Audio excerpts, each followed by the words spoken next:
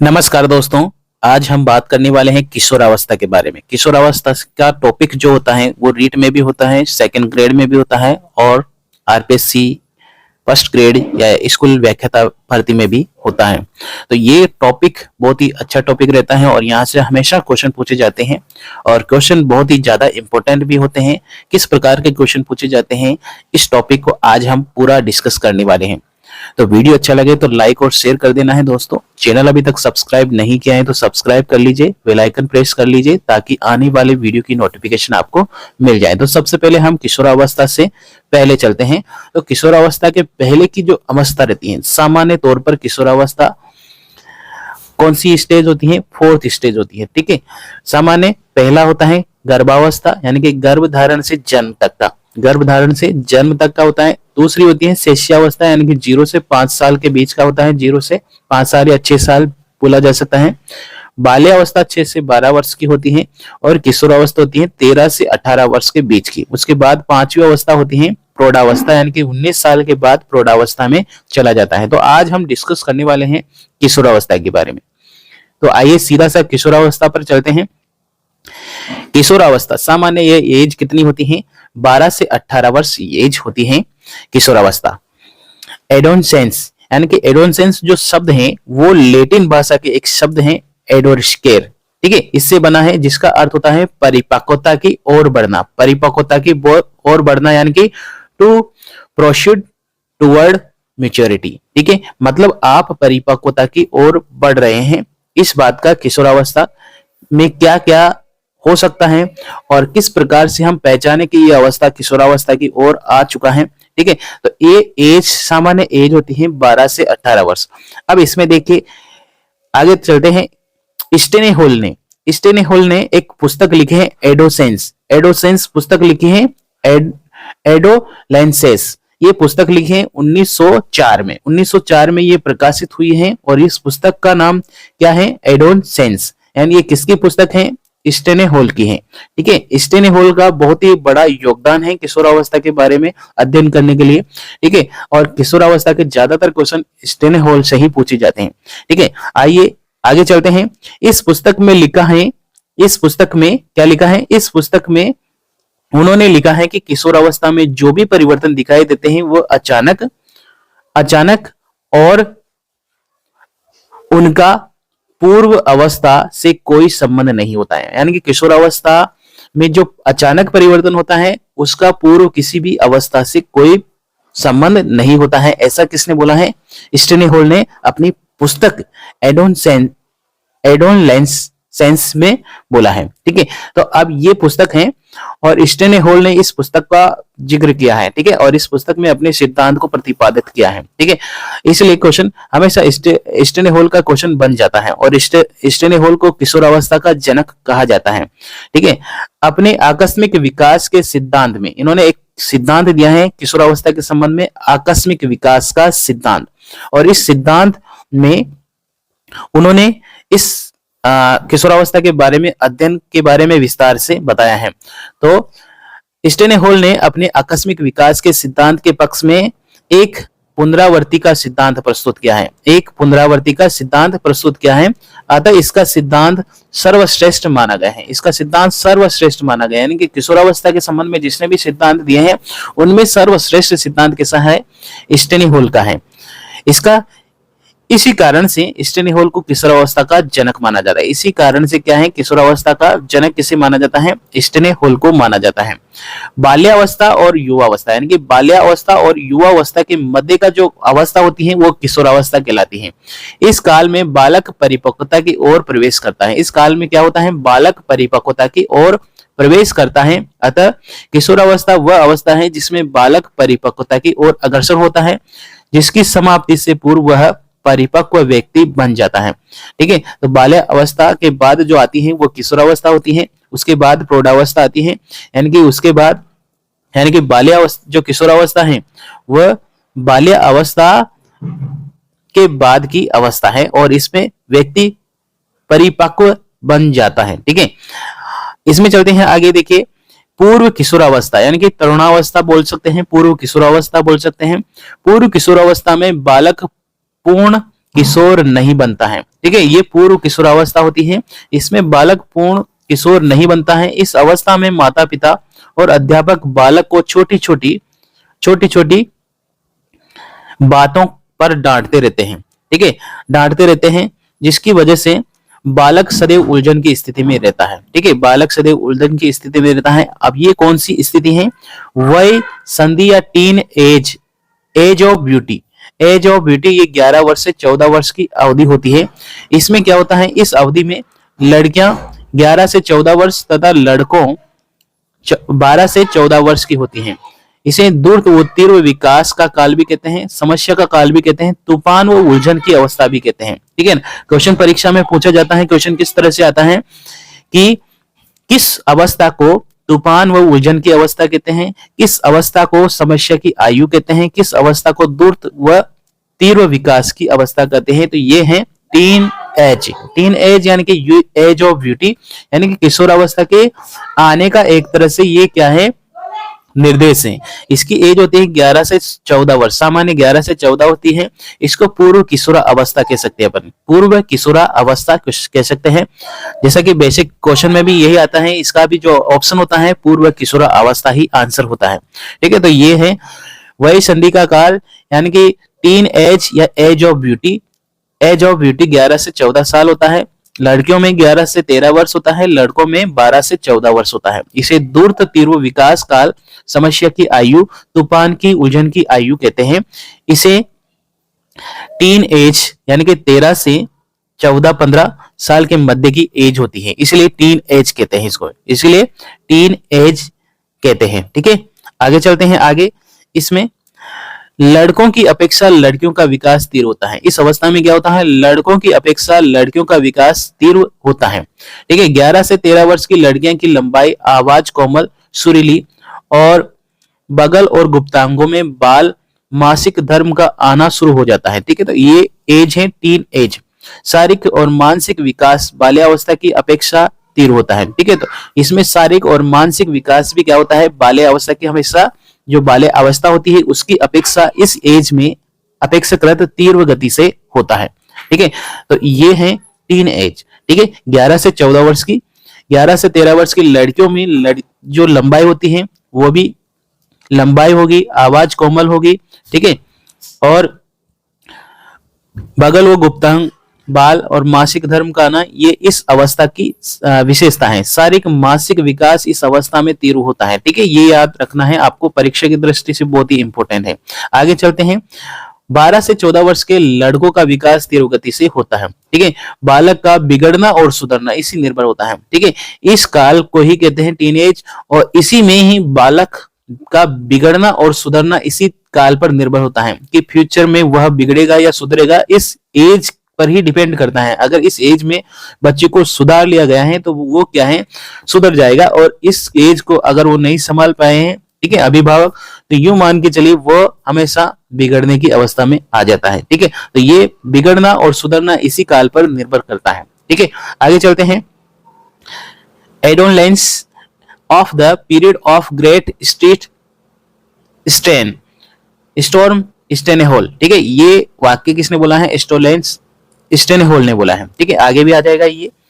किशोरावस्था विकास की क्रांति, किशोरावस्था विकास की क्रांति की अवस्था है। किशोरावस्था उच्च आकांक्षाओं की अवस्था है। किशोरावस्था क्या है? उच्च आकांक्षाएं। इसमें व्यक्ति, बच्चे के माइंड में बहुत सारी आकांक्षाएं रहती है, बहुत सारा वो सोचता है और बहुत सारा कुछ करने का सोचता है। ठीक है, कि फ्यूचर में उसे क्या करना है, क्या नहीं करना है, बहुत सारी बातें उसके दिमाग में चलती रहती हैं, उच्च आकांक्षाएं उसकी रहती हैं। ठीक है, तो किशोरावस्था एक क्या है? विकास की क्रांति का काल है।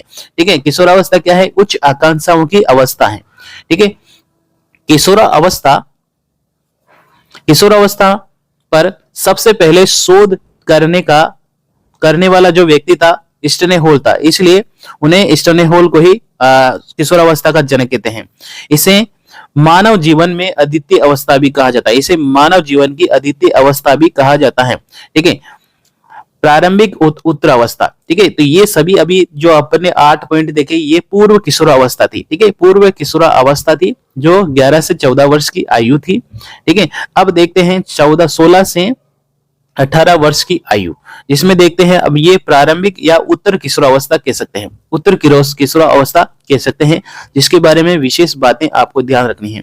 ठीक है, किशोरावस्था के बारे में ये सभी इंपॉर्टेंट बातें हैं कि नया जन्म का काल, यानी कि न्यू बर्थ पीरियड स्टेने होल ने बोला है ये। ठीक है, तो ये बच्चे का एक तरह से नया जन्म है, और इसमें जो व्यक्ति सोचता है एक तरह से बच्चा सोचता है वो अलग ही सोचता है, वो डिफरेंट सोचता है, वो अपने फ्यूचर के बारे में चिंतित होता है, वो अपने विचारों में ऐसा तूफान, बदलाव, संघर्ष, ऐसी चीजें उनके माइंड में चलती रहती हैं। ठीक है, तो ये एक तरह से क्या है, बच्चे का नया जन्म है। ठीक है, बच्चे का नया जन्म है या नया जन्म का काल। ठीक है ना, किससे, अब क्वेश्चन किस तरह से आएगा, परीक्षा में क्वेश्चन पूछा जाएगा कि किस अवस्था को नया जन्म का काल कहते हैं।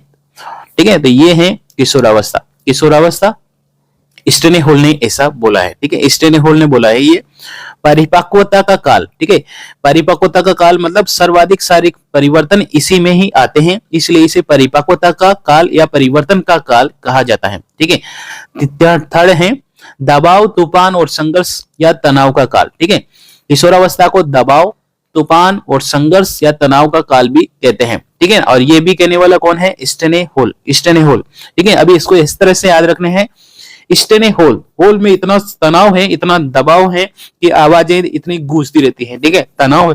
ठीक है, तो याद रखना है किशोर अवस्था की जो काल है वो दबाव है, तूफान है, संघर्ष और तनाव का काल है, क्योंकि इसी में बच्चे में इतना दबाव महसूस करता है। ठीक है, छोटी छोटी बातों पर माता पिता उसे डांटते रहते हैं। ठीक है, उसमें इतना तूफान हो जाता है कि है ना, कई बार तो बच्चा परेशान होकर घर छोड़कर भी भाग जाता है। ठीक है, तो इस अवस्था में तूफान, संघर्ष, तनाव इतना ज्यादा होता है, इसलिए इसको कहते हैं दबाव, तनाव, तूफान, संघर्ष या तूफान की अवस्था कहते हैं। ठीक है, ये कहने वाले कौन है, स्टेने होल। याद रखना है। ठीक है ना, स्टेने होल ने इन्हीं क्या बोला है, दबाव, तूफान, संघर्ष और तनाव का काल बोला है। ठीक है, नेक्स्ट हम बात करें जीवन का सबसे कठिन काल। ठीक है, किशोरावस्था को जीवन का सबसे कठिन काल कहा जाता है, और ये कहने वाले कौन है, किलपैट्रिक। किशोरावस्था के संबंध में किलपैट्रिक ने बोला है कि जीवन का सबसे कठिन काल है तो वो कौन सा है, किशोरावस्था है। जीवन का अगर सबसे कठिन काल बोला जाए तो वो किशोरावस्था है, ऐसा कहने वाले कौन है, किलपैट्रिक। ठीक है, मनोवैज्ञानिक किलपैट्रिक का कहना है कि जीवन में जो सबसे कठिन काल है वो किशोरावस्था है। ठीक है, आगे चलते हैं। परिवर्तिका काल। ठीक है, परिवर्तन होते रहते हैं, इसे परिवर्तिका काल भी कहते हैं। 6 है विशिष्टता की खोज की समस्या समय। ठीक है, ये इस एज में बच्चा कुछ ना कुछ विशिष्ट करने की सोचता रहता है। ठीक है, विशिष्टता की खोज का समय। ठीक है, तो किशोरावस्था में ही कुछ ना कुछ ऐसा सोचने लग जाता है कि मैं कुछ अलग करके दिखाऊंगा, इसलिए इस एज को कहते हैं विशिष्टता की खोज का समय। विशिष्टता की खोज का समय। आगे चलते हैं, आकस्मिक या त्वरित विकास की आयु। आकस्मिक और त्वरित विकास की आयु इसे कहा जाता है। स्वर्णकाल। ठीक है, किस अवस्था को गोल्डन एज के नाम से जाना जाता है तो वो है किशोरावस्था। किस अवस्था को स्वर्ण काल के नाम से जाना जाता है तो वो है किशोरावस्था। ठीक है, याद रखना है, बहुत ही इंपॉर्टेंट है, परीक्षा में बहुत बार पूछा गया है। ठीक है, स्वर्ण काल या किस अवस्था को स्वर्ण काल कहा जाता है तो किशोरावस्था को स्वर्ण काल कहा जाता है। ठीक है, बसंत ऋतु। ठीक है, बसंत ऋतु बोला जाता है, स्प्रिंग सीजन बोला जाता है किशोरावस्था को। ठीक है, इसमें नई नई आकांक्षाएं, नए नए मनोभाव उसके मन में चलते रहते हैं, इसलिए इसे बोला जाता है बसंत ऋतु या स्प्रिंग सीजन। 10th नंबर का है समायोजन का अभाव। इसमें बच्चा किसी प्रकार से समायोजन नहीं कर पाता है। ठीक है, कोई भी समस्या आ जाए वो एकदम से भावुक हो जाता है, एकदम से जैसे तूफान उठ गया हो उसके माइंड में, ऐसा हो जाता है। ठीक है, तो इसमें समायोजन का बिल्कुल भी समायोजन का अभाव पाया जाता है। ठीक है, इसमें बच्चा समायोजन नहीं करता है। ठीक है, वो एक तरह से अगर ज्यादा दबाव डाला जाए तो वो घर छोड़कर भी भाग सकता है। ठीक है, इसमें समायोजन का अभाव पाया जाता है। ठीक है, समायोजन, एडजस्टमेंट करना सीखा ही नहीं उसने इस एज में। ठीक है, इसलिए क्या बोला है, समायोजन का अभाव। ठीक है, देश भक्ति की भावना। ठीक है, इसीलिए तो सेना में सबसे ज्यादा एज इसी एज वाले को भर्ती किया जाता है। सेना में क्या एज रहती है, ज्यादातर 15-16 एज से स्टार्ट हो जाता है, तो ये एज देशभक्ति के लिए उतारू हो जाती है। ठीक है, अगर इस एज, इसीलिए तो सेना में सबसे ज्यादा किशोरावस्था के बच्चों को भर्ती किया जाता है, क्योंकि उनमें इतनी देशभक्ति की भावना रहती है, ठीक है। ये धीरे धीरे ठंडी होने लग जाती है बाद में, ठीक है। तो इसी एज को देशभक्ति की भावना कहा जाता है। इस एज वाले सबसे ज्यादा देशभक्त होते हैं, ठीक है, देशभक्त होते हैं इसी एज के। संवेग अस्थिर, इनमें संवेगों में अस्थिरता पाई जाती है, ठीक है। इनमें इमोशन जो होती हैं वो स्टेबिलिटी नहीं होती हैं, ठीक है, स्थिर नहीं रहती हैं, बदलते रहते हैं। संवेग कुछ थोड़े ही समय में उसमें संवेगों में परिवर्तन आता रहता है, ठीक है। तो इसमें संवेगों में क्या होती है, इमोशन में परिवर्तन होते रहते हैं, इसलिए संवेग अस्थिर माना जाता है, ठीक है। वीर पूजा, अगर किसी के प्रति उन्होंने धारणा बना ली है कि ये मेरे लिए एक योग्य व्यक्ति है और मैं इसके आदर्शों पर चलूंगा, तो वो चलेगा ही सही, ठीक है। इसलिए इसे वीर पूजा की प्रवृत्ति कहा जाता है। आत्मनिर्भर बनने की इच्छा, ठीक है, इसी एज में अगर वो सोच लेता है कि मुझे अपने आप पर आत्मनिर्भर होना है, तो इस एज में ही हो जाता है, ठीक है। आत्मनिर्भर बनने की सबसे बड़ी इच्छा इसी अवस्था में आती है, ठीक है। चौमुखी विकास, उसका चौमुखी विकास ज्यादातर इसी अवस्था में हो जाता है, चाहे वो शारीरिक हो, मानसिक हो, या सामाजिक हो, या संवेगात्मक हो, ठीक है। चौमुखी विकास की अवस्था किसे माना जाता है, किशोर अवस्था को माना जाता है। अगला है व्यवसाय चुनने की चिंता। व्यवसाय चुनने की चिंता सबसे ज्यादा किसमें रहती है, इस अवस्था में रहती है कि मुझे आगे क्या करना है, क्या नहीं करना है, किस प्रकार से मैं क्या कर सकता हूँ फ्यूचर में, अगर मैं ऐसा नहीं कर पाऊंगा तो क्या होगा, किस प्रकार से, सारी समस्या उसके माइंड में इसी अवस्था में चलती रहती है। इसलिए व्यवसाय चुनने की चिंता किशोरावस्था में सर्वाधिक होती है, ठीक है। किशोरावस्था में व्यवसाय चुनने की समस्या पैदा हो जाती है। आगे चलते हैं, कल्पना का बाहुल्य या दिवा स्वप्न की प्रवृत्ति, ठीक है। तो कल्पनाएं ओत प्रोत होती रहती है, माइंड में उथल पुथल चलता रहता है, ठीक है। और तो इस उनके सपने और दिवा स्वप्न देखते रहते हैं, ठीक है। तो इस प्रकार की कल्पना किशोर अवस्था में देखने को मिलती है। अमूर्त चिंतन की अवस्था, अमूर्त चिंतन की अवस्था कौन सी है, किशोर अवस्था है, ठीक है। जो सपने देखता है वो कभी पूरे नहीं होते हैं, ठीक है, अधिकतर सपने पूरे नहीं होते, इसलिए अमूर्त चिंतन की अवस्था कहते हैं, ठीक है।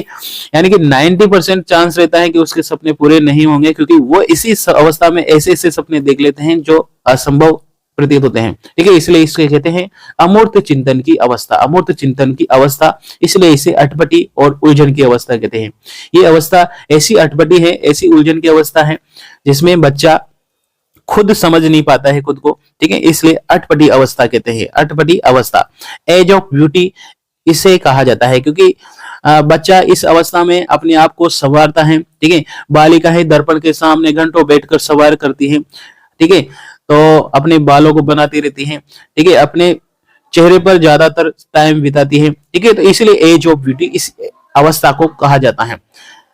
दल भक्ति की अवस्था, इसमें बहुत सारे बच्चे क्या करते हैं, दल बना लेते हैं, ठीक है, चाहे वो किसी भी प्रकार से हो, वो लड़ाई उतारो सब तरह से दल बनाकर वो अपने आप को विकसित करते हैं, ठीक है। और बच्चा को इसलिए इसे दल अवस्था या दल भक्ति की अवस्था कहते हैं। वो दल के प्रति हमेशा तत्पर रहते हैं, कोई भी बुला ले, फोन करते हैं, फटाफट से वहां जाएगा, ठीक है। ये है दल भक्ति की अवस्था। द्रुत और तीव्र विकास की अवस्था, इसको बोला जाता है द्रुत और तीव्र विकास की अवस्था। उथल पुथल की अवस्था, इसे बोला जाता है उथल पुथल की अवस्था। सर्वाधिक काम प्रवृत्ति और सर्वाधिक विषम लैंगिक आकर्षण, ठीक है। तो ये इस अवस्था में होता है कि जो बालक होता है वो बालिका के प्रति, यानी कि स्त्री पुरुषों के प्रति और पुरुष स्त्री के प्रति आकर्षित होता है, सर्वाधिक इसी अवस्था में होता है। तो सर्वाधिक काम प्रवृत्ति या फिर सर्वाधिक विषम लिंगी आकर्षण इसमें होता है, ये इसी अवस्था में होता है। बालक बालिका के प्रति आकर्षित होता है, विपरीत लिंग के प्रति आकर्षित होते हैं इस अवस्था में, ठीक है। तो ये सर्वाधिक विषम लिंगी आकर्षित प्रवृत्ति यानी कि काल माना जाता है, यानी कि सर्वाधिक काम प्रवृत्ति और सर्वाधिक विषम लिंगी आकर्षण किसमें होता है, किशोर अवस्था में होता है। नेक्स्ट आगे देखते हैं, तार्किक चिंतन, तार्किक यानी कि चिंतन करता रहता है, अमूर्त चिंतन की अवस्था कहते हैं इसको। पीढ़ियों में अंतर के कारण विचारों में मतभेद होना, ठीक है, इस अवस्था में होता है। समस्या की आयु, उलझन की आयु कहते हैं इसको। समस्या, इसमें हमेशा समस्या का उलझन की आयु रहती है हमेशा, ठीक है। समाज सेवा की भावना, हमेशा समाज सेवा अच्छे तत्पर हो जाता है समाज सेवा के प्रति। इस अवस्था में बालक अपने द्वारा किए गए सामाजिक कार्यों और सामाजिक सामाजिक स्वीकृति चाहता है। ठीक है, तो वो इस अवस्था में भी वो बड़े जोरों शोर से समाज की सेवा के प्रति तत्पर होने का प्रयास करता है। ठीक है, तो आगे चलते हैं। ये सारी 28 पॉइंट किशोरावस्था से संबंधित है, बहुत ही ज्यादा इंपॉर्टेंट है और ज्यादातर इंपॉर्टेंट को मैंने यहाँ पर रेड मार्क भी कर दिया है, तो ये आपको ध्यान रखना है। ये पीडीएफ भी आपको मिल जाएगी, ऐसी बात नहीं है। ठीक है, आगे चलते हैं हम परिभाषाओं की तरफ और परिभाषाओं को याद रखने का प्रयास करते हैं, थोड़ा सा कोशिश करते हैं कि परिभाषाओं को याद हो जाए हमें। ठीक है, चलिए, पहली है कुहलन के अनुसार किशोरावस्था बाल्य अवस्था प्रौढ़ावस्था के मध्य की अवस्था है। ठीक है, तो इसने क्या बोला, बाल्यावस्था किशोरावस्था क्या है, बाल्यावस्था और प्रौढ़ावस्था के मध्य की अवस्था है। ठीक है, सिंपल सी परिभाषा है कि किशोरावस्था बाल्यावस्था और प्रौढ़ावस्था, किशोरावस्था बाल्यावस्था प्रौढ़ावस्था के मध्य की अवस्था या परिवर्तन का काल है। ये किसने बोला है, कुहलन ने। किसने बोला है, कुहलन ने बोला है। ठीक है, कुहलन ने। ठीक है, अब ये भी ऐसे याद रखना है, किसे याद रखना है कि बालक रहता है, ठीक है, प्रौढ़ रहता है। अब बालक कुहल, यहां से हल याद रखना है। हल, हल कौन जोतेगा, बच्चा तो जोतेगा नहीं, ना ही बूढ़ा जोतेगा, कौन जोतेगा, किशोर ही जोतेगा। ठीक है, तो किशोर ही चलाएगा हल। ठीक है, तो किशोर ही हल चलाएगा, ऐसे याद रखना है। ट्रिक, एक ट्रिक शानदार बनाई है, तो ये ट्रिक आपको याद रखना है। किशोरावस्था, किशोरावस्था में बालक हल नहीं जोड़ सकता है, ना ही प्रौढ़ जोड़ सकता है। ठीक है, तो इसमें क्या करना है कि हल वही व्यक्ति जोतेगा जो योग्य होगा। ठीक है, तो यहाँ पर एक किशोरावस्था बाल्यावस्था प्रौढ़ावस्था के मध्य की अवस्था है। ठीक है, तो किशोरावस्था की वाक्य की परिभाषा किसने दी है, बीच का ये हल ने परिभाषा दी है। ठीक है, आगे चलते हैं जीन प्याजे की तरफ और जीन प्याजे की परिभाषा देखते हैं। किशोरावस्था महान आदर्शों और वास्तविकताओं का अनुकूल का समय है। ठीक है, महान आवश्यकता और अनुकूल का समय है। ठीक है, तो आदर्श और वास्तविकता में जीने वाले कौन है, जीन प्याजे। जीन यानी कि जीना, जीन से जीना। ठीक है, और आदर्शों और वास्तविकता में जीने वाला कौन है, जीन प्याजे। और ये किसके संबंध में है, किशोरावस्था के संबंध में। तो जीन प्याजे ने बोला है किशोरावस्था महान आदर्शों व वास्तविकताओं का अनुकूलन का समय है। ठीक है, तो याद रह जाएगा कि आदर्शों पर चलना किसना है, जीन प्याजे का है। String, string. ठीक है, अब 15 वर्ष तक रुचियां बदलती रहती हैं। 15 वर्ष तक की एज में रुचियां बदलती रहती है, इसके बाद स्थिर हो जाती हैं। तो ऐसा स्ट्रेंग ने बोला है कि हमेशा 15 वर्ष की एज में क्या होगा, अपनी जो रुचियां है, हॉबीज है, वो क्या होती है, स्ट्रेंथ होती रहती है, बदलती रहती हैं। तो याद रखना है, स्ट्रेंथ होती रहती है, 15 वर्ष तक की स्ट्रेंथ होती रहती है, ये याद रह जाएगा आपको। ठीक है, सीधा सा 15 वर्ष में स्ट्रेंथ, तो याद रह जाएगा स्ट्रेंथ 15 वर्ष आ जाएगा। ठीक है, तो 15 वर्ष तक की रुचियां बदलती रहती है, इसके बाद स्थिर हो जाती है। आगे चलते हैं कोल्ड सैनिक ने। कोल्ड सैनिक की परिभाषा देखिए, कोल्ड सैनिक ने क्या बोला है, कोल्ड सैनिक के अनुसार किशोरावस्था प्रौढ़ावस्था को अपने मार्ग में बाधा समझता है। तो प्रौढ़ावस्था को अपने मार्ग में बाधा समझता है, क्योंकि वो हमेशा उस बच्चे को दबाने का प्रयास करते हैं। ठीक है, और जो बच्चा समझ भी नहीं पाता है, उनके विचार अलग रहते हैं और प्रौढ़ावस्था के विचार अलग रहते हैं, इसलिए कोल्ड सैनिक। ठीक है, तो यहाँ पर सैनिक हमेशा किशोर होगा। ठीक है, एक बात समझना है, किशोर हमेशा क्या होगा, सैनिक होगा। तो ये याद रह जाएगा, किशोर हमेशा सैनिक होगा और सैनिकों को जो भी निर्देश दिया जाएगा, ठीक है, वो उस पर काम करता है। ठीक है, लेकिन जो प्रौढ़ अवस्था वाले होते हैं वो सैनिक के भावनाओं को समझ नहीं पाते हैं। ठीक है, तो किशोर प्रौढ़ अवस्था को अपने मार्ग की बाधा समझता है, इसलिए उसमें स्वतंत्र और विरोध का भावना उत्पन्न हो जाती है। स्वतंत्रता की भावना और विरोध की भावना उत्पन्न हो जाती है। याद रह जाएगा कि सैनिक है, कोल्ड सैनिक के अनुसार किशोरावस्था प्रौढ़ावस्था को अपने मार्ग में बाधा समझता है, इसलिए उसमें स्वतंत्रता और विरोध की भावना हो जाती है। तो सैनिक चाहता है कि हम स्वतंत्रता रूप से अपने कर्तव्य का पालन करें, लेकिन यहाँ प्रौढ़ावस्था वाले व्यक्ति क्या करते हैं, हमेशा उनको अलग ही तरीके से चलने के लिए कोसते रहते हैं, है ना, अलग ही तरीके से, इसलिए वो उन्हें अपने मार्ग की बाधा समझते हैं। तो याद रह जाएगा, मैंने इतना लिंक कर दिया है कि इस सेंटेंस को इतना लिंक कर दिया है, इतने कि इस परिभाषा को याद आप चाहकर भी नहीं भूल पाएंगे कि कोल्ड सैनिक किशोरावस्था को अपने मार्ग में बाधा समझता है, इसलिए उसमें स्वतंत्रता और विरोध की भावना होती है। स्वतंत्रता और विरोध की भावना होती है। आगे चलते हैं, ये परिभाषा आपको पहले से ही पता है कि स्टेन होल, होल में कितना है, बड़ा संघर्ष है, तनाव है, तूफान है। ठीक है, तो किशोरावस्था बड़े संघर्ष, तनाव, तूफान की अवस्था है, ये पहले से ही आपको पता है। ठीक है ना, स्टेन होल। जे एस रोस, अब रोस आ रहा है यहाँ पर।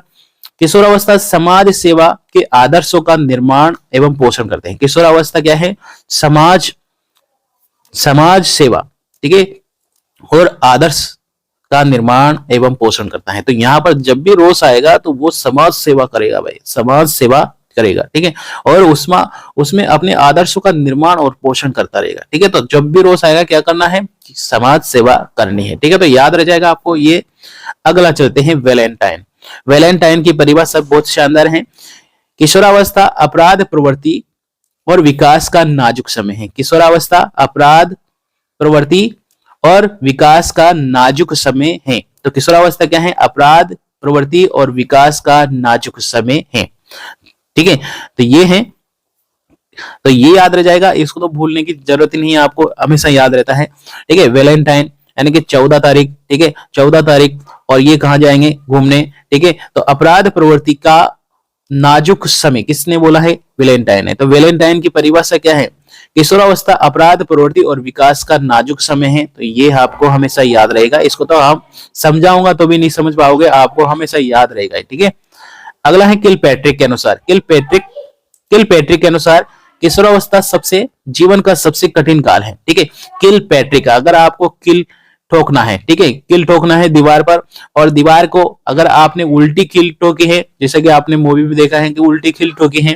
ठीक है, कॉमेडियन आता है, एक मूवी आती है, ठीक है, तो उसमें आप उल्टी किल ठोकेंगे तो क्या है, सबसे कठिन लगेगा कि ठुकी नहीं रही है ना। तो पैट्रिक करा अपन ने, तो ये सबसे कठिन है, किशोरावस्था सबसे कठिन काल बोला है। तो किलपैट्रिक के अनुसार किशोरावस्था जीवन का सबसे कठिन काल है। किलपैट्रिक के अनुसार जीवन का सबसे कठिन काल कौन सा है, यह है किशोरावस्था। किशोरावस्था जीवन का सबसे कठिन काल है, किलपैट्रिक। ठीक है, याद रह जाएगा।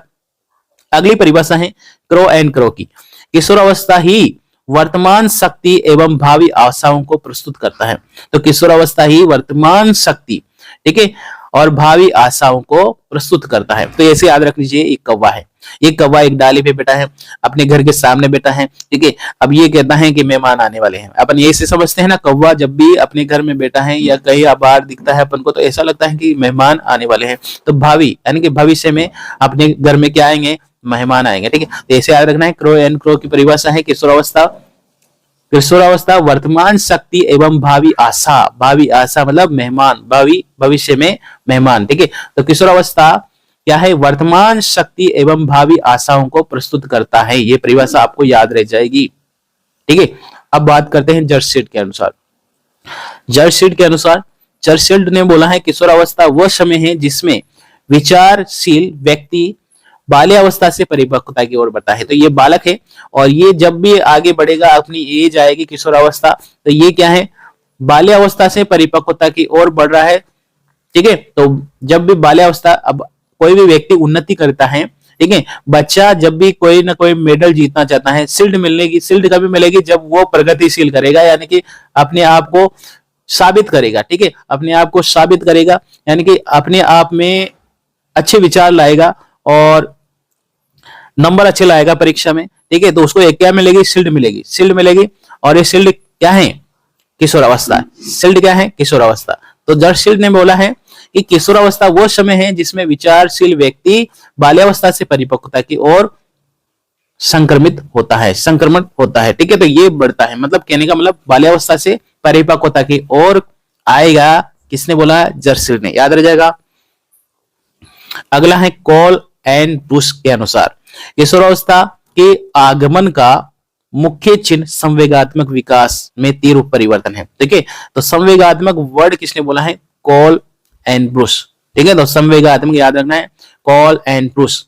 ठीक है, किशोरावस्था के आगमन का मुख्य चिन्ह संवेगात्मक विकास में तीव्र परिवर्तन है। ठीक है, याद रह जाएगा। संवेगात्मक किसका ही वर्ड है, कॉल एंड ब्रूस का। ठीक है, आगे चलता है। जोन्स के अनुसार किशोरावस्था शिष्यावस्था की पुनरावृत्ति का काल है। तो किशोरावस्था क्या है, शिष्यावस्था की पुनरावृत्ति का काल जोन्स ने बोला है। जोन्स ने क्या बोला, किशोरावस्था की शिष्यावस्था के पुनरावृत्ति का काल है। अभी किशोरावस्था से संबंधित में सिद्धांत दे रखे हैं, तो यहाँ पर दो सिद्धांत हम प्रमुखतः पढ़ने वाले हैं, आज देखने वाले हैं। ठीक है, तो किशोरावस्था के सिद्धांत, किशोरावस्था के सिद्धांत, प्रिंसिपल ऑफ एडोलेसेंस डेवलपमेंट। ठीक है, आप देखते हैं पहला सिद्धांत है आकस्मिकता का सिद्धांत, आकस्मिकता या त्वरित विकास का सिद्धांत। ठीक है, अब इस सिद्धांत को किसने दिया है, तो इस और 1904 में इस सिद्धांत का समर्थन किया है स्टेनेहोल ने, स्टेनेहोल ने इसका समर्थन किया है। और इसके अनुसार, इस सिद्धांत के अनुसार किशोरावस्था बाल्यावस्था में अचानक कोई भी परिवर्तन नहीं होते हैं। ठीक है, इस आकस्मिक परिवर्तन नहीं होते हैं, त्वरित परिवर्तन नहीं होते हैं।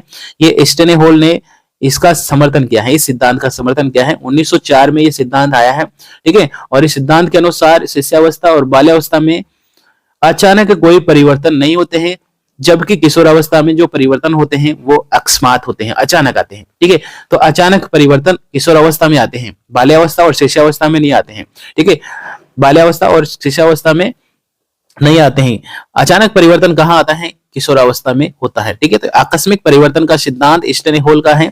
और स्टेनेहोल ने क्या बोला है, स्टेनेहोल ने बोला है कि किशोरावस्था में जो भी परिवर्तन आते हैं वो क्या है, अचानक परिवर्तन होते हैं, यानी कि अकस्मात परिवर्तन होता है। तो ये पहला सिद्धांत आपको याद रह जाएगा, अकस्मात परिवर्तन का सिद्धांत स्टेनेहोल। दूसरा सिद्धांत है क्रमित विकास का सिद्धांत, क्रमित विकास का सिद्धांत, प्रिंसिपल ऑफ जनरल डेवलपमेंट। ठीक है, इस सिद्धांत के अनुसार इसका समर्थन है थॉर्नडाइक और हॉलकिंगबर्थ। ठीक है, तो इसका सिद्धांत का समर्थन कौन है, क्रमित विकास का सिद्धांत, यानी कि विकास होता है धीरे धीरे, क्रम से विकास होता है। इसके अनुसार किशोरावस्था में जो भी परिवर्तन होते हैं वो एकदम ना होकर धीरे धीरे होते हैं। तो एकदम, अगर एकदम होंगे तो वो कौन है, स्टेनेहोल, और धीरे धीरे होंगे तो कौन है, थॉर्नडाइक। ठीक है, थॉर्नडाइक और हॉकिंगबर्थ। तो ये याद रखना है, दो सिद्धांत आपको प्रमुख याद रखना है। आकस्मिक विकास का सिद्धांत स्टेनेहोल का है और क्रमित विकास का सिद्धांत थॉर्नडाइक का है। ठीक है, अब ये भी याद रखना है आपको, ये भी इंपॉर्टेंट है कि ये भी ध्यान रखना है, ध्यान रहे किशोरावस्था में अन्य सिद्धांतों के अंतर्गत फ्राइड का मनोवैज्ञानिक विकास, मनोलैंगिक विकास का सिद्धांत, फ्राइड ने कौन सा सिद्धांत दिया है, मनोलैंगिक विकास का सिद्धांत। मनोलैंगिक विकास का सिद्धांत किसका है, फ्राइड का है। मनोलैंगिक विकास का सिद्धांत किसका है, फ्राइड का है। ठीक है, इरिक्शन का सिद्धांत है मनोसामाजिक विकास का सिद्धांत। इरिक्शन का कौन सा सिद्धांत है, मनोसामाजिक विकास का सिद्धांत। इरिक्शन का कौन सा सिद्धांत है, मनोसामाजिक विकास का सिद्धांत। ठीक है, और स्टेनेहोल का आकस्मिक विकास का सिद्धांत, स्टेनेहोल का आकस्मिक विकास का सिद्धांत, आकस्मिक विकास का सिद्धांत। ठीक है, बांडुरा का क्या कौन सा सिद्धांत है, बांडुरा का सिद्धांत है, बांडुरा का सिद्धांत है सामाजिक अधिगम का सिद्धांत। सामाजिक अधिगम का सिद्धांत किसने दिया है, बांडुरा ने दिया है। मनोलैंगिक विकास का सिद्धांत किसने दिया है, फ्राइड ने दिया है। ठीक है, मनोसामाजिक विकास का सिद्धांत किसने दिया है, इरिक्शन ने दिया है। आकस्मिक विकास का सिद्धांत किसने दिया है, स्टेनेहोल ने। तो ये आज का टॉपिक था किशोरावस्था, और किशोरावस्था से संबंधित में आपने जो भी पढ़ा है इस वीडियो में देखा है, सभी इंपॉर्टेंट है, परीक्षा की दृष्टि से सब क्वेश्चन इंपॉर्टेंट हैं। ठीक है, टॉपिक भी आपको ज्यादा से समझ में आ गया होगा और बहुत ही शानदार टॉपिक था किशोरावस्था। ठीक है, तो वीडियो अच्छा लगा है दोस्तों तो लाइक और शेयर कर दो। चैनल अभी तक सब्सक्राइब नहीं किया है तो सब्सक्राइब कर लीजिए, बेल आइकन प्रेस कर लीजिए ताकि आने वाले वीडियो की नोटिफिकेशन आपको मिल जाए। थैंक यू, धन्यवाद, जय हिंद, जय भारत।